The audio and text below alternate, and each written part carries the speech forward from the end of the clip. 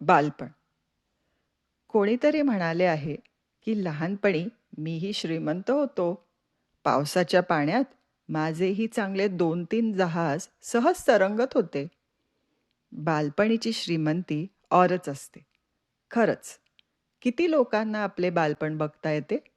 माझ्या मते कोणालाच नाही. कारण आपण ते जगत असतो. आणि जगताना बघायचं कसं? आहे त्या क्षणात जगणे किती लोकांना जमते? आणि आहे तो क्षण बघता बघता जगणे हे ज्याला जमले, तो या जगातला सर्वात सुखी माणूस आहे असे मी समजते. आपल्याला तर कायम उद्याची चिंता. त्यामुळे आहे ती संधी सोडून पुढच्याच्या मागे धावत राहतो. सतत कशाच्या तरी मागे धावणे हेच आपल्या जीवनाचे ब्रीदवाक्य आहे का? थांबला तो संपला अशी एक म्हण आहे. पण आयुष्यातल्या काही क्षणांवर थांबले तर काय बिघडले? पुढे गेल्यावर हे मागचे क्षणच आठवतात आणि दिलासाही देतात. तारुण्यात आल्यावरच बालपणाची खरी किंमत कळते. बालपणाचा काळ सुखाचा का आहे हे आयुष्यात पुढे गेल्यावरच समजते. म्हणूनच आईवडील झाल्यानंतर पालक त्यांच्या मुलांचे बालपण बघतही असतात आणि जगायचा प्रयत्नही करत असतात. कुठेतरी मुलांच्या बालपणात आपले हरवलेले बालपण शोधत असावेत. बालपण आणि तारुण्य डोळ्यासमोरून झर करून निघून गेलेले असते आणि समोर आलेली असते 40शी. आणि हे लक्षात आल्यावर काही जण खडबडून जागे होतात आणि आपले हरवलेले क्षण परत मिळवण्याची धडपड करू लागतात. अचानक मुलांशी मित्रत्वाने वागून मुलांना संभ्रमितही करून टाकतात. मुलांना वाटायला लागते, अरे आत्ता तर आईबाबा ठीक होते, अचानक काय झाले त्यांना? आईबाबांचे नवीन रूप पचवायला जरा जड जाते त्यांना. पण म्हणतात ना, देर आहे दुरुस्त आहे, काही हरकत नाही. आयुष्य काय चाकोरीबद्ध जगायचे असते का? आत्ता जाग आली तर त्यासाठी कोणी शिक्षा का करणार आहे? जगूयात ना. लक्षात आल्यावर सुधारूयात. काय हरकत आहे? जसे पालकांना मुलांच्या बालपणाचे कौतुक असते, तसेच मुलांना सुद्धा आईवडिलांचे बालपण जाणून घ्यायचे असते. त्यांना आपले आईवडील त्यांच्या लहानपणी कसे असतील याची उत्सुकता असते. आईवडील तर मुलांचे रोल मॉडेल असतात. लहानपणी आपण बारकाईने निरीक्षण करत असतो. माझे तर खूप लक्ष असायचे. आई बाहेर जाण्यासाठी तयार होऊ लागली की आई तू आज हीच साडी नेस ना, असा हट्ट धरून मी बसायची. आई आधी कुंकू लावत असे तर ते बोटाने हळूहळू कसे गोल आकाराचे करे हे मी अगदी टक लावून बघे. लहानपणी खूप वेळ असतो ना, मग काय, घरातल्या मोठ्यांच्या मागेच असायची मी. सगळ्यात मज्जा यायची ते बाबा दाढी करताना. बाबांची दाढी म्हणजे एक मोठा प्रोग्राम असायचा. एक मोठा आरसा ठेवून ते खाली बसायचे आणि शेजारी दाढी करायचं सेट घेऊन ठेवायचे. ब्रशने साबणाचा फेस पूर्ण चेहऱ्यावर लावायचे. मी अगदी टक लावून बघायचे सगळं. मला वाटायचे दाढी करताना बाबा हसतात का? तर ते खरे तर बहुतेक माझी उत्सुकता बघून हसत असावेत. कारण उगाच मी मध्ये मध्ये त्यांच्या आरशात जाऊन डोकवायची आणि एकदा बाबांच्या चेहऱ्याकडे बघायची. मग बाबांनी दाढीचा ब्रश माझ्या गालाला लावला की गुदगुल्या होऊन मला खूप मज्जा यायची. मुलींना तर त्यांचे बाबा त्यांचे हिरोच असतात. रात्री मी बाबाच्या मागे लागे गोष्ट सांगण्यासाठी आणि तीही त्यांच्या बालपणीची. मला उत्सुकता असायची की बाबा काय करत असावेत त्यांच्या लहानपणी. त्यांनाही कोणी ओरडायचे का? आणि त्यांची शाळा कशी असेल? बाबा त्यांचे बालपण आठवत होते. म्हणाले, आज तुमच्यासारखे ढीगभर पोशाख नसायचे आम्हाला.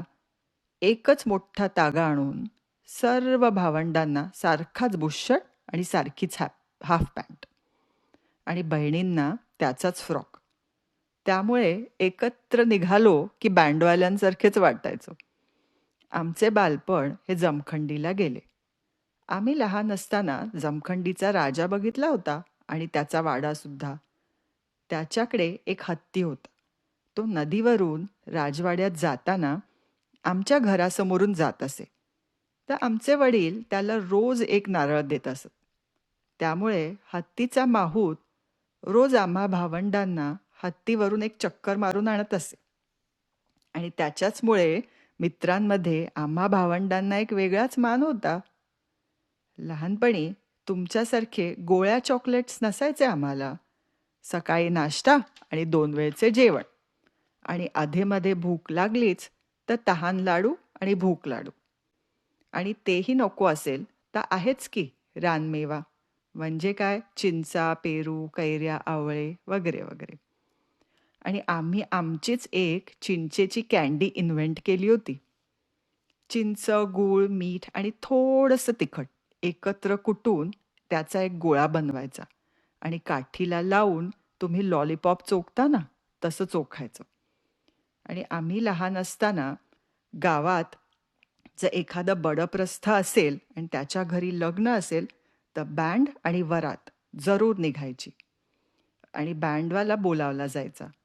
आधी बँड आणि मागे वरात असं असायचं. आणि बँडवाले त्या काळातली गाणी वाजवायचे.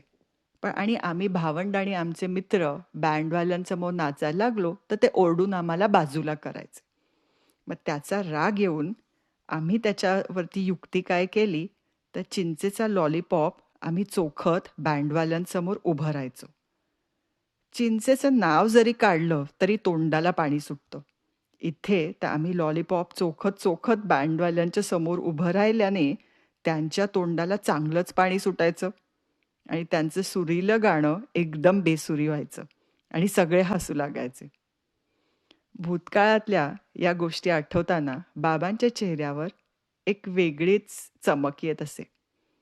पुढे मी मोठी झाल्यावर बाबांनी असेच मला त्यांच्या शाळेविषयी सांगितले.